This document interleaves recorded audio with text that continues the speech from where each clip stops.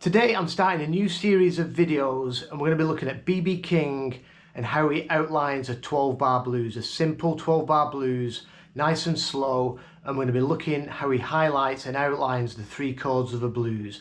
And I'm going to break this down, like for example today's lesson is just going to be options over the one chord. We're just going to focus on this intro lick. We're going to do a couple of variations, chat about the arpeggio, all the notes of the lick, and a look at the scales, and a couple of variations of the same thing. When I come to do the 4 chord and the 5 chord and turnaround, they're all going to be in separate videos, and I'm going to put them into my members section here on YouTube and also in my subscription tier on Patreon. So if you want to follow the rest of this series, check out joining here on YouTube or on Patreon, and you're welcome to message me if you've got any questions regarding that. But I thought I'd get this one video just out here for everyone to see, just so you can have a bit of a taste of what's going on in the membership sections. So I'm going to play through the whole jam, and then we're just going to break down this first lick and start talking about what's going on.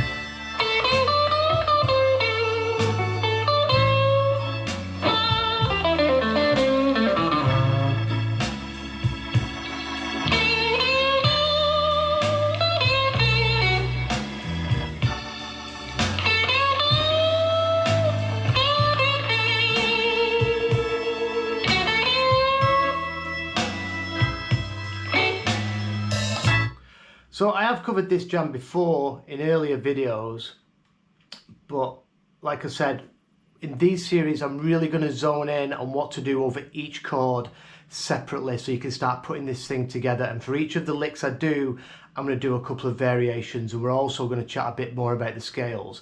So let's look at this opening lick. So that's the lick we're going to talk about today, and I'll just play it quickly. So that's the lick. So we're starting off, you want to visualize, and this is how I teach my students. First of all, you want to really visualize your minor pentatonic. So we're in the key of A, and we're going to be doing this lick in box 1.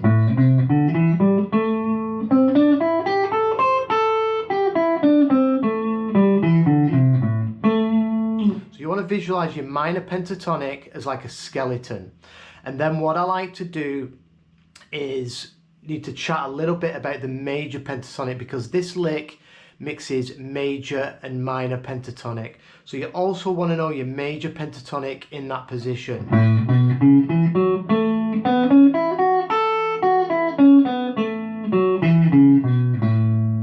So that's your major pentatonic. So we're going to be playing this over the 1 chord. This is an intro lick, but you can mess around with this, chop it up, and do it at any point over the 1 chord. So our 1 chord is going to be an A7. So we can see right away there we've got this note in it here, this major third, which isn't in our minor pentatonic. So we've got our minor pentatonic, and we've got this major third. It's in the chord, but it's not in our minor pentatonic. So how I like to display this to people is, learn your arpeggio for this chord. I mean, you learn your arpeggios for all the chords, but just in this lesson we're going to look at it for our A7. And the arpeggio is root, 3rd, 5th, flat 7, root, 3rd, 5th, flat 7, root, 3rd. You've got to know them notes. You've got to associate this chord and that arpeggio with this stuff that you're doing. You don't have to just go up and down it so you can play it crazy fast. Just know the notes. Root, 3rd, 5th, flat 7, root, 3rd, 5th, flat 7, root, 3rd. And then our minor pentatonic. major pentatonic.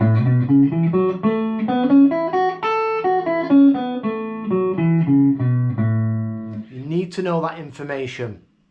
Now the lick, so we're going to be mixing major and minor pentatonic here. So the lick starts on the 5 of the scale. So there's our 5, B string, 5th fret. So if we go down the arpeggio, 1, 3, 5, flat 7, 1, 3, 5.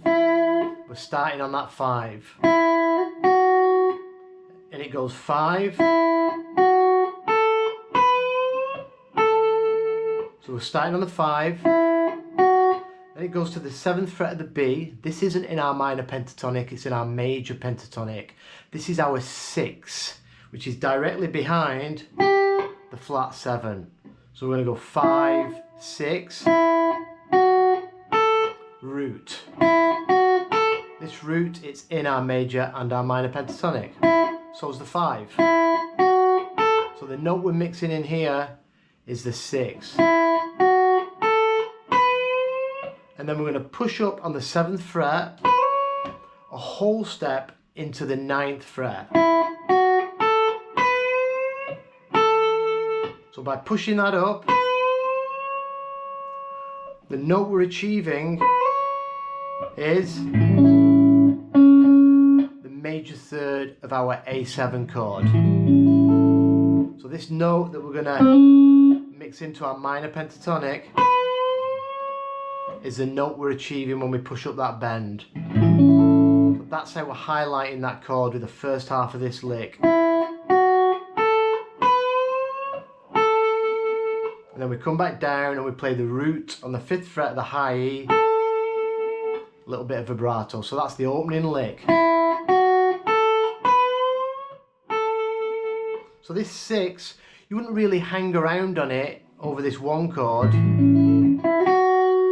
But we're using it to get to that root.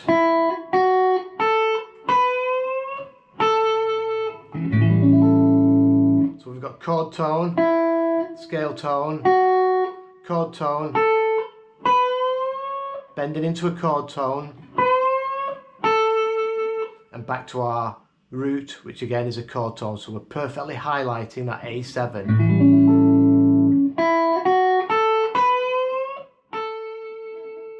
And then what BB does, and he does this on a lot of his licks, is he's going to come down with a bit of a minor pentatonic vibe.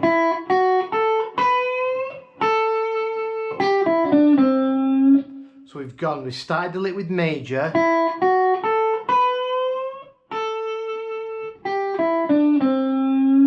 and then we come down flat 7, so this is minor pentatonic, to the 5. And we play the 4 of the scale. This is in our minor pentatonic. And then we push up on that minor third just towards the major third, just a tiny bit below.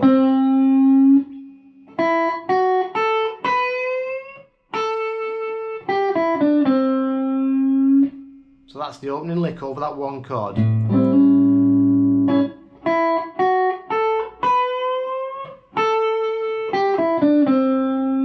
And I would recommend practicing it like that. Play the chord, play the lick.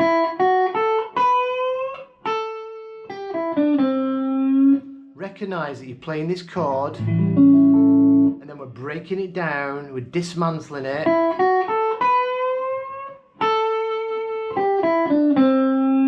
And then we're playing a lick, down major.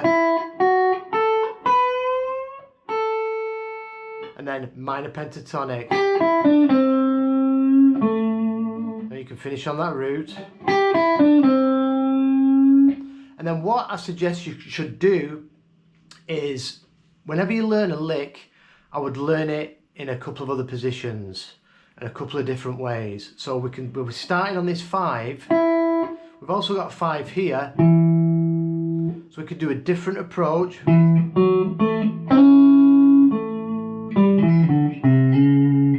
Tell that's the same kind of sounding lick. We're using the same notes, but we're doing it in the lower register.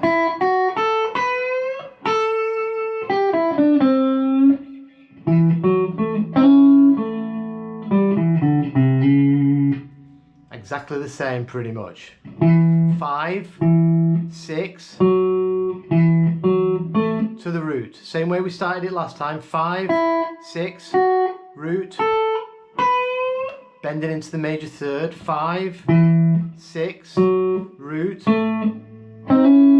This time we're sliding in with this double stop into our major third and our fifth.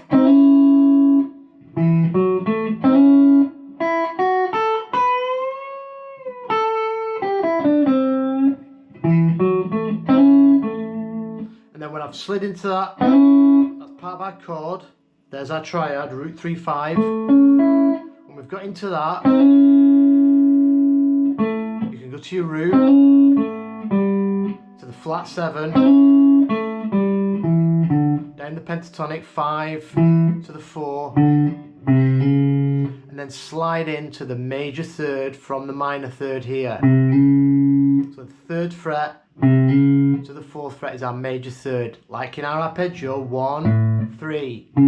But we're just picking up that major third there. It's here. It's also here where we bent into. And if you know your arpeggio,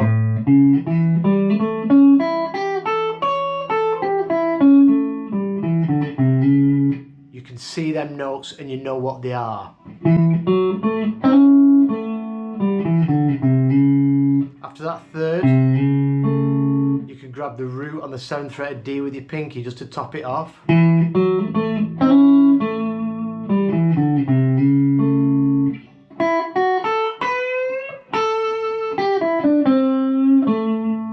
With that major third on that lick,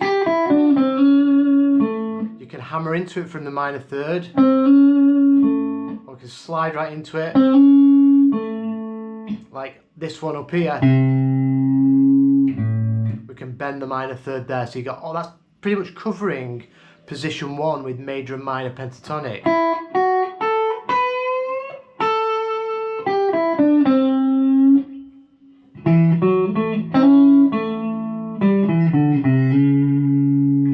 And then what I like to do is say, right, let's learn that same lick in a different position. So if you know the notes, if you know your arpeggio, you know what notes you're using. We've got 5, 6, root, 3rd.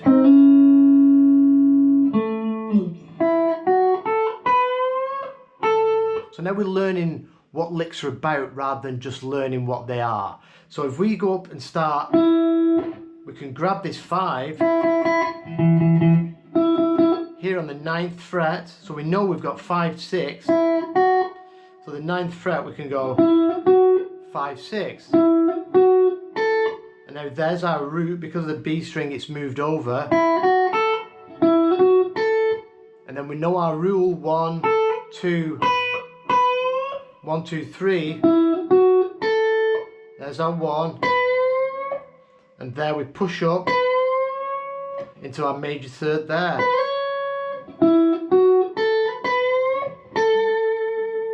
Exactly the same.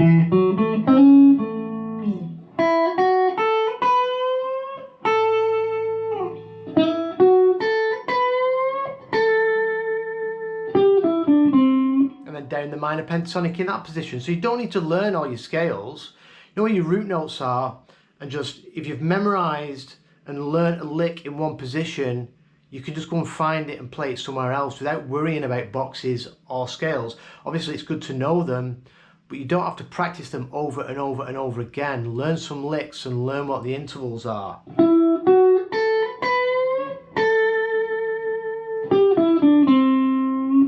So there we've got the same 5, 6, root, 3rd, root, flat 7, back to the 5, 4, there's your minor third, there's your major third, there's your A shape. So if you learn your arpeggio and your notes, you can copy and paste this stuff all over the neck.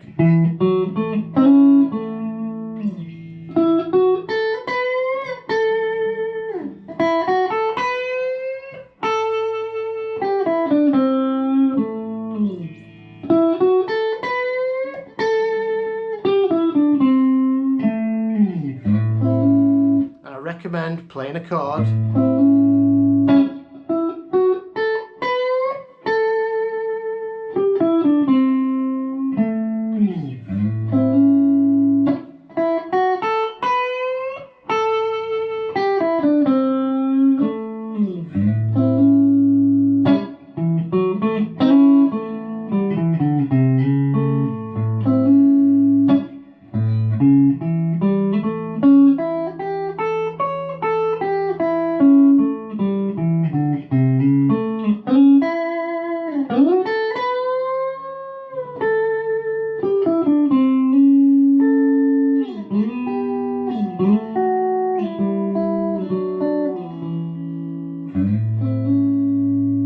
So it's good practice just to take one of the chords of the blues, practice around it in a few different areas, understand what's going on just with the one chord.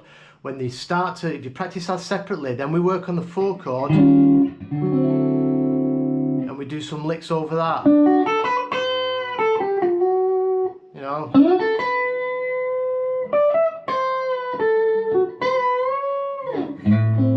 And then you just put it together like Lego. Then we work on the 5 chord, then we do some turnarounds, and then we can do some other videos on just knitting this stuff together. So I hope you get something out of that. Like I said, I'm probably going to do something every other day working on other chords and other licks. And every time we look at a lick out of this jam, I'm going to do a few variations and how to do it in different parts of the neck, so you've got a bit more freedom than just the tabs for the actual performance, so you can start learning how to do this stuff on your own. Thanks a lot for watching. I'll catch you soon.